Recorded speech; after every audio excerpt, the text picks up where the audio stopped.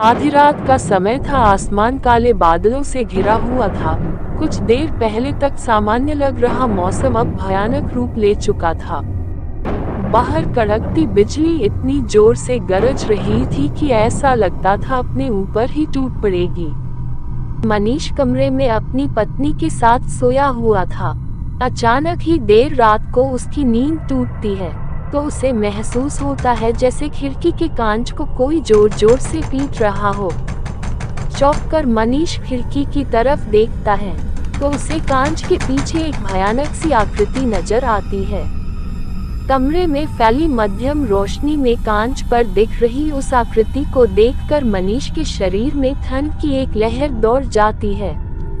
थोड़ी हिम्मत जुटाकर मनीष लालटेन उठाकर खिड़की को थोड़ा और नजदीक से देखने की कोशिश करता है तो पता चलता है कि खिड़की के कांच पर अब कोई आकृति नजर नहीं आ रही थी, लेकिन खून की छींटें कांच पर दिखाई दे रही थी। कुछ देर पहले तक कांच को खटखटाने की जो आवाज सुनाई दे रही थी वह भी अब बंद हो गई थी। तारांकन मनीष को कुछ समझ में नहीं आ रहा था। अज्ञात जगह, सुनसान हवेली और अचानक से यह भयानक दृश्य उसके दिमाग ने मानो काम करना बंद कर दिया था। डॉक्टर रोशन एक गवर्नमेंट द्वारा अपॉइंटमेंट डॉक्टर थे और उनकी ड्यूटी उत्तर प्रदेश के एक छोटे से गांव गंगापुर में लगी थी। गंगापुर में कुछ दिनों से लोग एक बीमारी की वजह से पागल हो रहे थे। कुछ लोग कमजोरी की वजह से मर भी गए थे।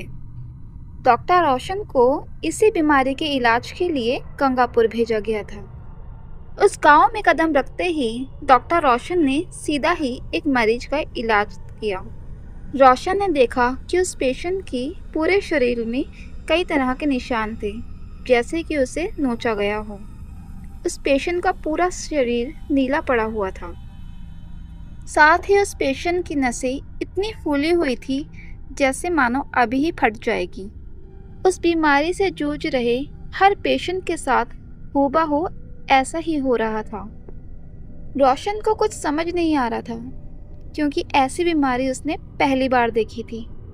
गंगापुर के मुखिया से जब रोशन मिला तो मुखिया ने उसे बताया कि लोगों को कोई बीमारी नहीं हुई है, बल्कि ये एक बेड़ी का श्राप है जो उन्हें लग गया है। उसने बताया कि ये सभी पेशेंट एक कंस्ट्रक्शन वर्कर है जिन्हें देरी की मंदिर का मरम्मत का काम मिला था। मरम्मत करते वक्त मंदिर बंद कर दिया गया था और किसी को भी मंदिर में जाने की अनुमति नहीं थी, यहाँ तक कि मंदिर के पुजारी को भी नहीं। और यहाँ की मान्यता है कि देवी को खुश करने के लिए अपने खून का बलिदान देना होता है और उसे चढ़ाना होता है। और जब मंदिर बंद था तब देवी को किसी ने भी खून नहीं चढ़ाया और इसी वजह से देवी क्रोधित हो गई और अब उसकी क्रोध का प्रकोप सब पर भारी पड़ रहा है। मुखिया ने बताया कि देवी को जल्द ही किसी की बलि देनी होगी, वरना तब तक देवी खुद ही गंगापुर के लोगों की बलि चढ़ाती रहेगी। मुखिया ने रोशन को तुरंत ही गांव छोड़ने की सलाह दी, लेकिन रोशन एक बहुत ही ईमानदार और अच्छा आदमी था। शहर के होने के कारण रोशन को इन सभी बातों में बिल्कुल यकीन नहीं था। रोशन को लग रहा था कि ये सब सदियों से चल रही एक छोटी बातें हैं, लेकिन जब रोशन को गंगापुर के इतिहास के बारे में कुछ और बातें पता लगी तब उसके रोंगटे खड़े हो गए। एक रोज वो गंगापुर के मंदिर के पास से गुजर रहा था, तभी उसे एक अजीब सी बूढ़ी औरत दिखाई दी। वो औरत पेड़ के नीचे बैठकर रोशन को घूरे जा रही थी। रोशन जैसे ही उस औरत के पास से गुजरा, वो औरत ठीक उसके सामने आ गई। उसके चेहरे पर उसके बाल बिखरे हुए थे। उसको देखकर ऐसा लग रहा था कि वो औरत कई महीनों से नहाई ना हो। अचानक वो किसी पागल की तरह कुछ बड़बड़ाने लगी। रुक्मणी, मंदिर मत जाओ, मंदिर मत जाओ। और यही बड़बड़ाते हुए वो बूढ़ी औरत जमीन पर गिर गई और उससे दौड़े पड़ने लगे। रोशन उस पागल बूढ़ी औरत की हरकतों से घबराने लगा। वहाँ एक और आदमी घूम रहा था जिसने उस पागल औरत को वहाँ से भगा दिया। और फिर उस आदमी ने रोशन को रुक्मणी के बारे में बताया। उसने बताया कि करीब 2 साल पहले उस पागल औरत की एक बेटी थी, रुक्मणी, जो कि घूमते घूमते उस देवी के मंदिर में चली गई थी। और जब वो वापस आई तब से ऐसा लगने लगा कि उस पे किसी ने कालो जादू कर दिया हो। वो काफ़ी अजीब तरह से बातें करने लगी। मिट्टी और मिट्टी में सने कीड़े मकोड़े खा जाती थी। गांव के पास कुएं में जाकर वो कभी थूकती तो कभी अपना हाथ काट के खून उस कुएं में गिरा देती।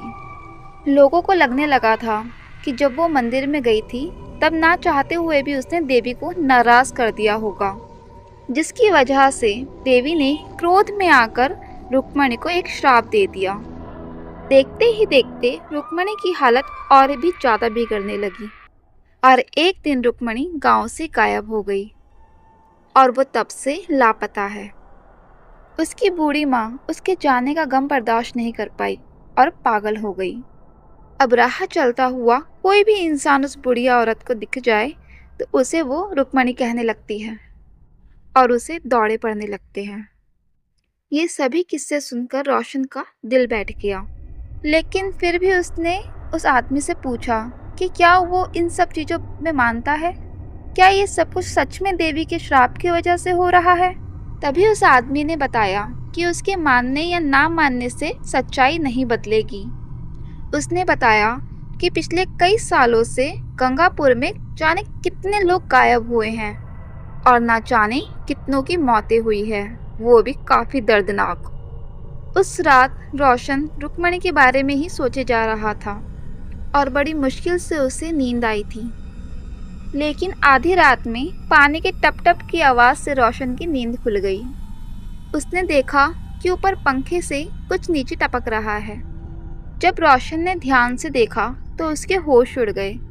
वो पानी नहीं, खून की बूंदें थी। रोशन ने देखा कि उसके पूरे कमरे में खून ही खून फैला हुआ है और उस खून में किसी के कदमों के निशान भी थे। उन निशानों को फॉलो करते हुए रोशन अपने घर के बाहर पहुंचा। तभी उसने देखा कि एक 16-17 साल की लड़की पागलों की तरह मिट्टी में बैठकर गंदे कीड़े खा रही थी। उसका शरीर बिल्कुल वैसे ही दिख रहा था जैसे कि वो उस बीमारी से जूझ रही हो। नसें फटने को थी, चेहरे में पूरा नीला रंग और हर तरफ चोट के निशान। उस लड़की के आसपास भी खून भरा पड़ा था। वो लड़की अचानक से उठ खड़ी हुई और बहुत ही अजीब तरह से रोशन के पास आने लगी और फिर अचानक से ही उसने रोशन का गला पकड़ लिया और उसे हवा में उठा लिया। इससे पहले रोशन कुछ कर पाता, उस लड़की की आंखें सफ़ेद हो गई और उस लड़की को अजीब से दौड़े पड़ने लगे और उसने रोशन का गला छोड़ दिया और रोशन नीचे गिर पड़ा। रोशन के गिरते ही वो लड़की भी बेहोश हो गई। जब रोशन ने उस लड़की को चेक किया तब उस लड़की की सांसें नहीं चल रही थी। रोशन उसे तुरंत हॉस्पिटल लेके गया, लेकिन वहाँ जो उसे पता चला उसे सुन के उसके रोंगटे खड़े हो गए।